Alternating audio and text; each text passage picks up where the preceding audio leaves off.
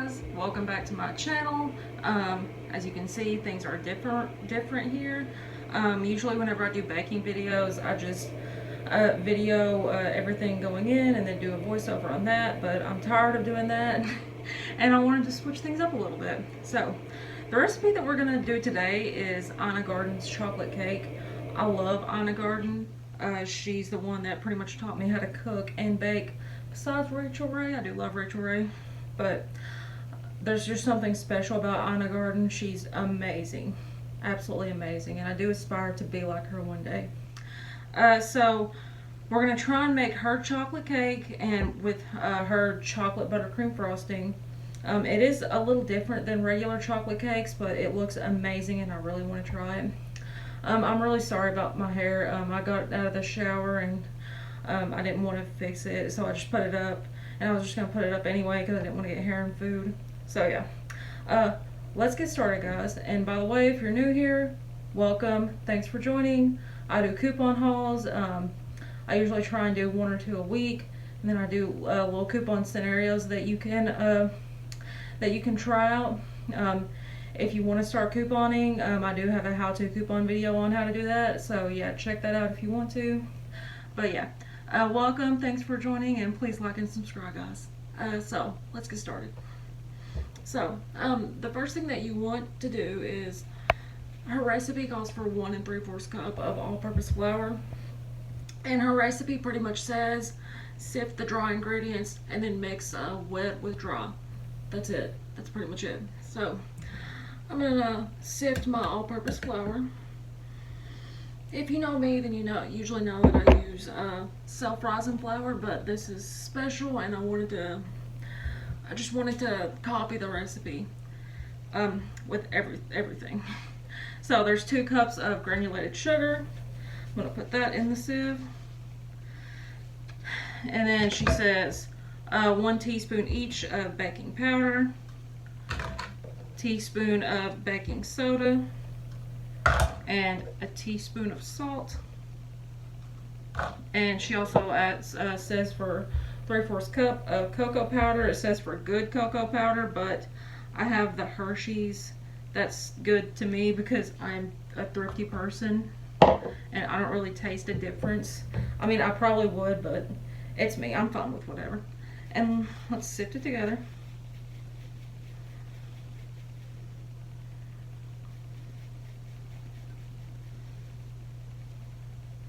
Now, the reason that you should sift your dry ingredients is so you can get all the lumps out. You don't want a lumpy cake, and it's going to be kind of hard whenever you mix your wet and dry, your dry that's not sifted. It's going to have little lumps in it, and it's going to be harder to get out, and it's going to be more arm work for you whenever you whisk it together. Now, there is little balls, so all you have to do is, I'm going to take my whisk and just press them down so everything gets sifted. Some people just throw these away, but just press them down. It'll be fine. You want everything. Now you saw how lumpy that could have been if you didn't sift it. It would have been very, very lumpy and would have been difficult to get out. So yeah, I have my little station of dirty dishes. So let's mix this together. Her recipe calls for using a stand mixer. I did not want to get mine out just to do this. I could, but I'm gonna use my stand mixer on the frosting.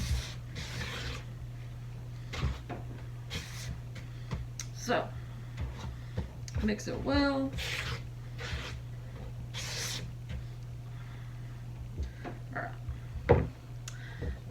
And her recipe calls for 1/2 cup of vegetable oil, however you say it. 1 cup of milk. She says buttermilk, but all I have is regular milk. So I'm gonna give it a try and see if it turns out bad or tastes any different. I know with buttermilk, it will give you a much richer cake flavor. I should have went out and got buttermilk today. I didn't even think about it.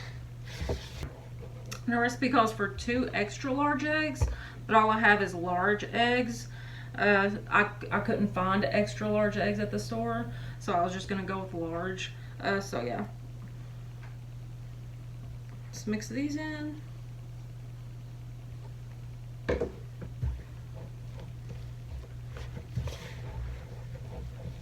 By the way, let me know if you like this setup. If you like this setup better. It'll save me a lot of time on editing. So that's the reason that I did it. And so I can show you guys how to do things properly instead of just voicing everything over. Because I think that it would work. It would be easier on you guys if you can physically see. So now it looks like brownie batter. It's pretty thick. It's really thick. But her recipe also states at the end, pour in 1 cup of hot fresh brewed coffee. And I just did that like 1 minute ago. I have 1 cup in this little cute mug. Well, so let's pour it in. Coffee and chocolate go really well together. She's the one that taught me that. And every time I make anything chocolatey, even out of the box, I put like a dash of coffee in it because it really brings out the chocolate flavor, guys. I'm not even joking. Like, you may think it's crazy, but it's amazing how much flavor that will bring out in the coffee. I mean, in the chocolate. I don't know the science behind it, but definitely, even if you're making boxed cake mix or boxed cookies or brownies, definitely put coffee in it because it's just awesome. This smells absolutely amazing.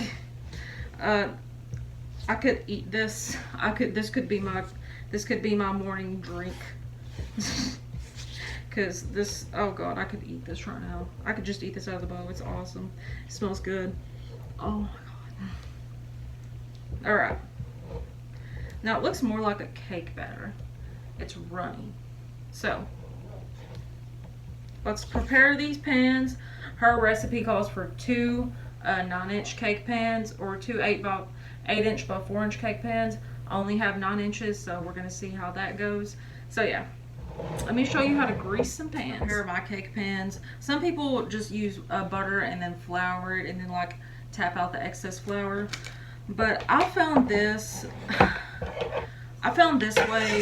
way of doing it about 5 or 6 years ago whenever I first got into baking.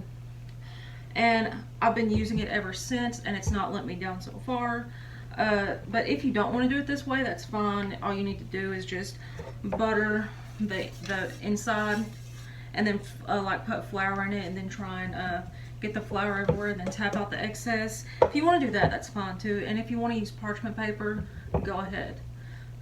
You flour your cake pans however you want to do it. But here's how I do it, and I'm going to do this forever. I usually use shortening and vegetable oil, but we're out of shortening, so I'm just going to try and use just vegetable oil and flour. And I eyeball this, so I have probably about 1 tablespoon of oil. Then I use all-purpose flour. I keep my measuring cups in here, so it makes it easier on me. I just sprinkle it in. You want it to be thick. You want it to be thick with about 5 C's. You want it to be that way so it can spread evenly. And I'm using cocoa powder because I'm making a chocolate cake and I don't want that weird oily floury taste to be on the bottom. That way you can just taste the chocolate and not all of that. I'm going to just sprinkle it in. I probably used about a tablespoon of everything. And now I'm just going to mix it in. Alright, now this seems a little bit too thin for me, if you can see. It just seems a little bit too thin. So I'm going to add in some more not powdered sugar, some flour. Just eyeball it until it's thick enough for me.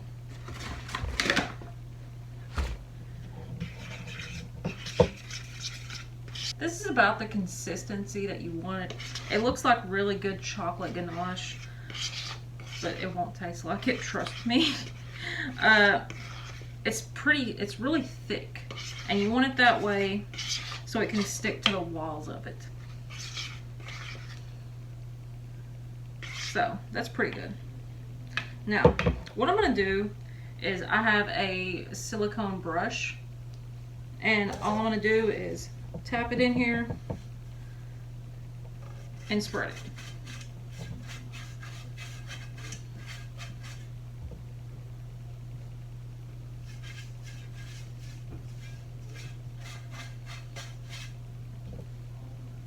So this is going to take a little while, so I'll be right back. Now I have prepared my cake pans. It looks really weird, but this is the only way that I can get them to not stick to the pans. Everything else I've tried, it didn't work, and I've got chocolate on me. So yeah, it looks really weird, but it definitely works for me. All right, just gonna give this one quick whisk. And I can't believe that I forgot to tell you guys this, but you will want to put this in a 350 degree preheated oven. So what I did, I prepared my pans while my oven was preheating, and then it just dinged not like a minute ago. So yeah, that's what I did. To make this even, I'm gonna measure out everything. You don't have to do this, you can eyeball it, but I just want to make sure it's even.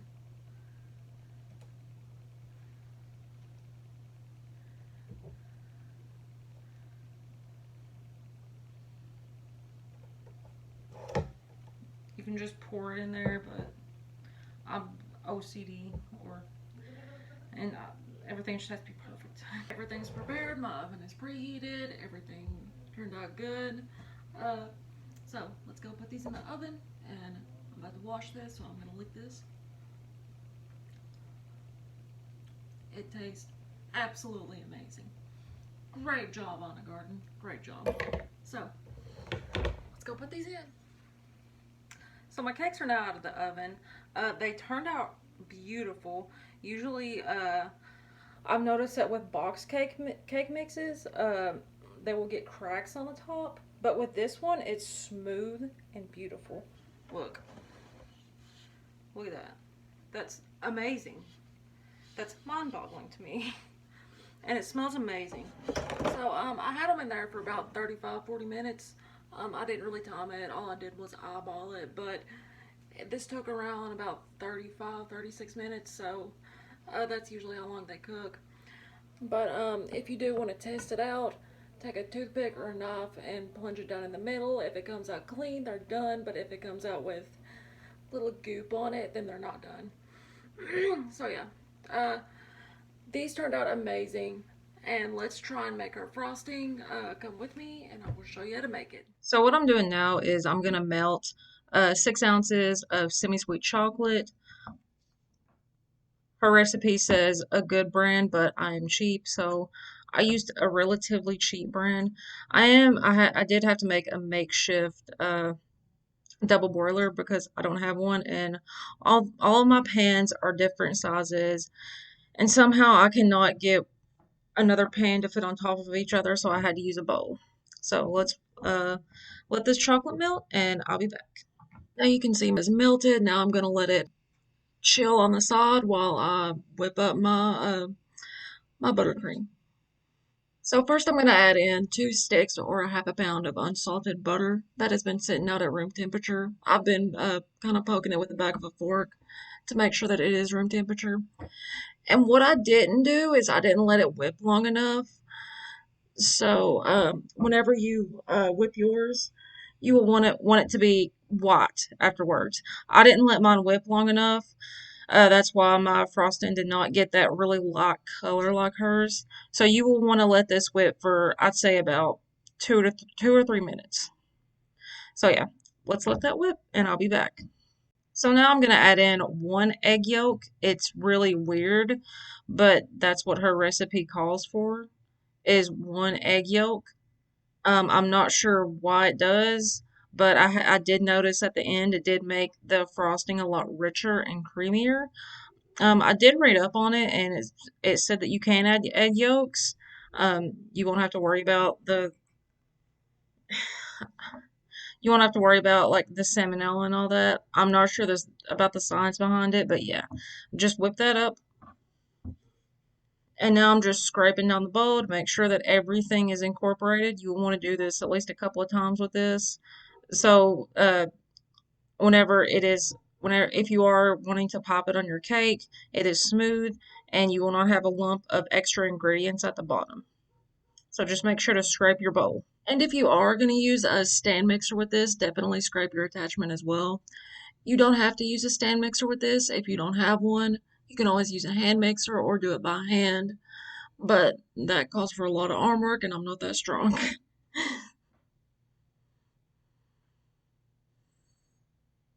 So now I'm going to add in my chocolate, my melted chocolate. Make sure it is cooled.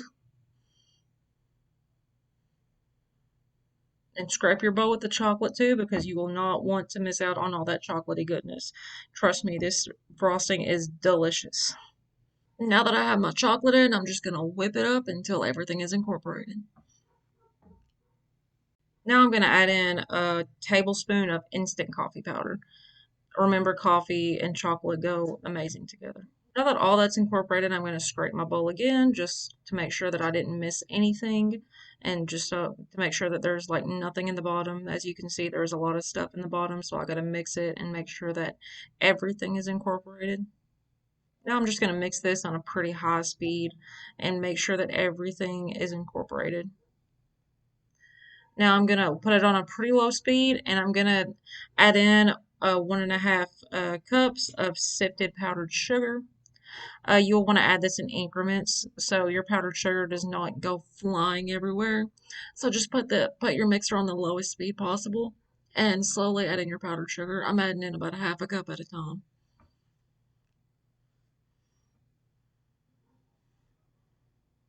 And then whenever I have the 1/2 cup in, I mix it at a medium speed so everything gets incorporated.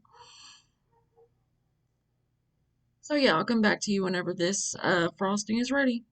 Now that I've added in my all of my powdered sugar, I'm just going to scrape the bowl again and make sure that everything is incorporated.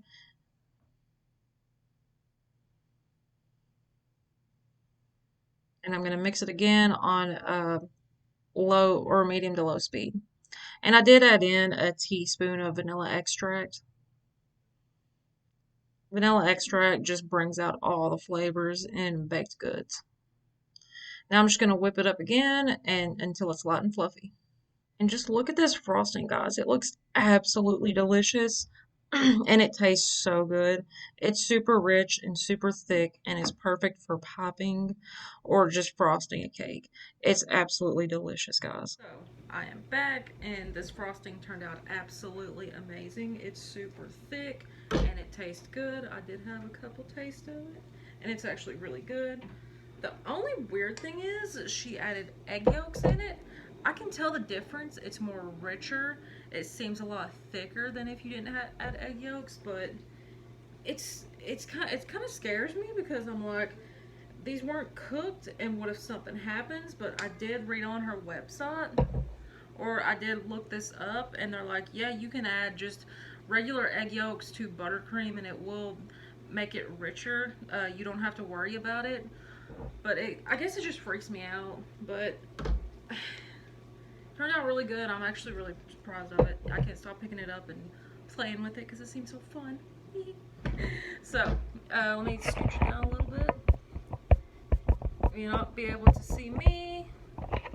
You may not be able to see me, but you can see my turntable. So, we're going to frost this. I'm not going to go crazy frosting this.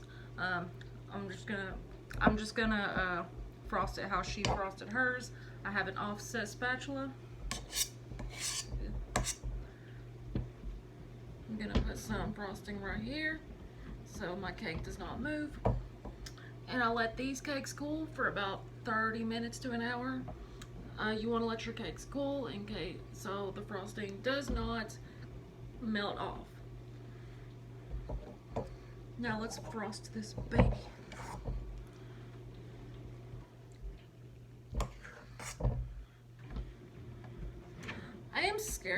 that I'm not gonna have enough to frost the outside. I don't know. I guess I'm the type of person that likes a lot of frosting on theirs. But you can put however much you want to on there. You don't even have to frost your cake. You can just eat this cake by itself because honestly, it smells so good. I have had the crumbs that have fallen off and it tastes amazing.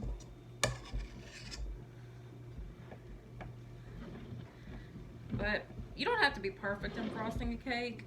It's gonna get eaten anyway, but I do like to add, whenever I do make cakes, if you haven't saw on my on my Facebook, I have posted cakes that I've made. They haven't been homemade cakes, just box cakes with box frosting, but I do like making little designs. But you can do whatever you want. It's your cake. Do whatever you want with it. Ugh. I'm gonna have so much fun eating this, but my waistline will not. I am on a diet, but I guess I'm not today. Oh well. I didn't trim anything on these. I didn't really feel like leveling it because I was just gonna put the bottom, like the top, I'm just gonna flip it over and put it on the bottom. That way you don't have to see it. That's usually the way I do it if I don't feel like leveling a cake. So let's put more frosting on.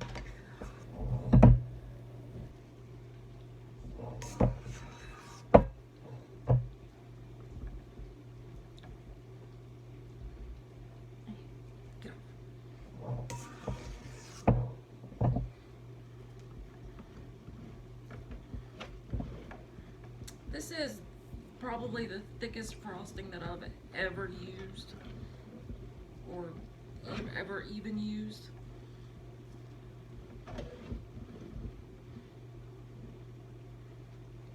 Oh well.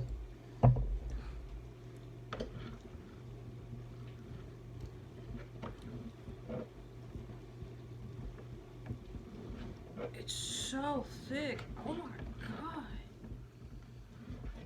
I'm scared that I didn't do it right. It's so thick.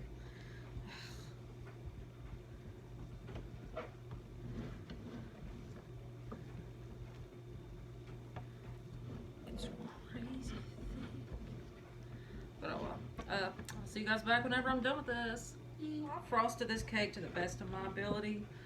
I'm probably going to refrigerate this after I'm done, but I am going to try to make those cute little swirls that she made. So just drag my knife back and forth. Doesn't look like hers, but you know what, that's fun.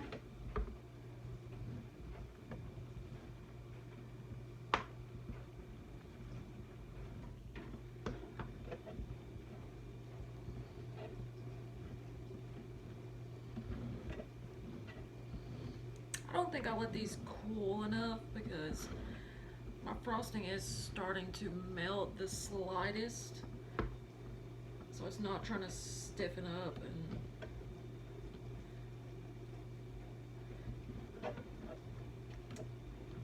it doesn't look like hers, but hopefully it's gonna taste like hers.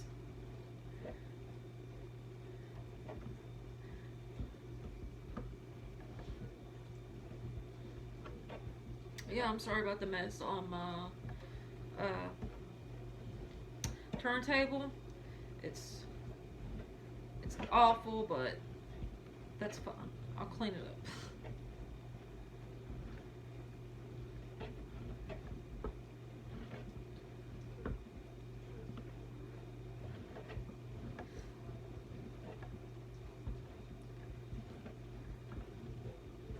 Now you don't have to frost your cakes like this. I just wanted to try and recreate hers. But you definitely don't have to frost your cake like this. You can just frost it however you want. I think it looks really good. I'm gonna let it cool in the fridge for a bit because these cakes, they're starting to kind of melt the frosting, so I don't think I let them cool long enough. So I will let this cool in the fridge for a bit and then I'll come back we'll slice it up, and I will show you the inside and do a taste test. So I've been letting this cool in the fridge for about a good 30 minutes. I cleaned up while I was doing that, so I'm kind of mad because it doesn't look anything like hers. My frosting is really dark compared to hers. I may not have let it whip for long enough, but I hope that it will taste just like hers. So let's get into this baby.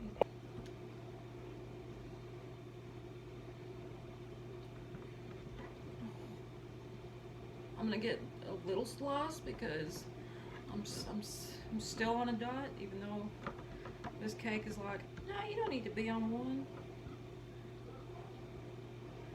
It's like, I'm a good cake.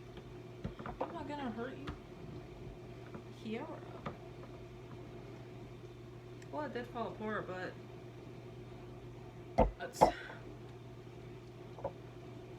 try it.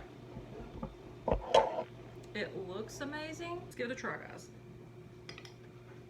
I want that filling too.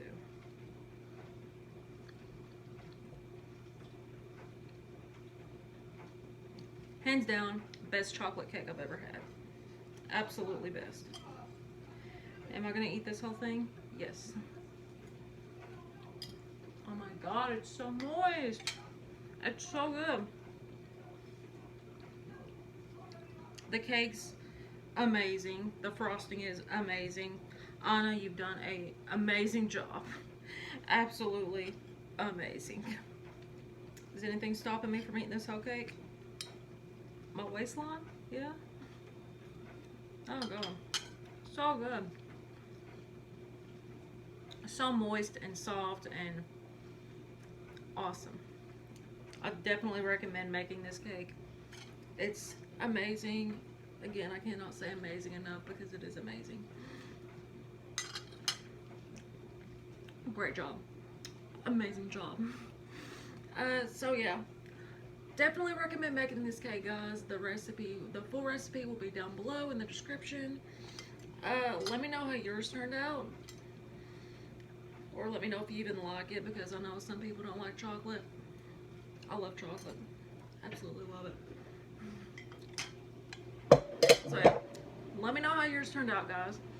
Let me even know if you made it, or if you have any questions about it, comment, and I will try and reply as quick as I can.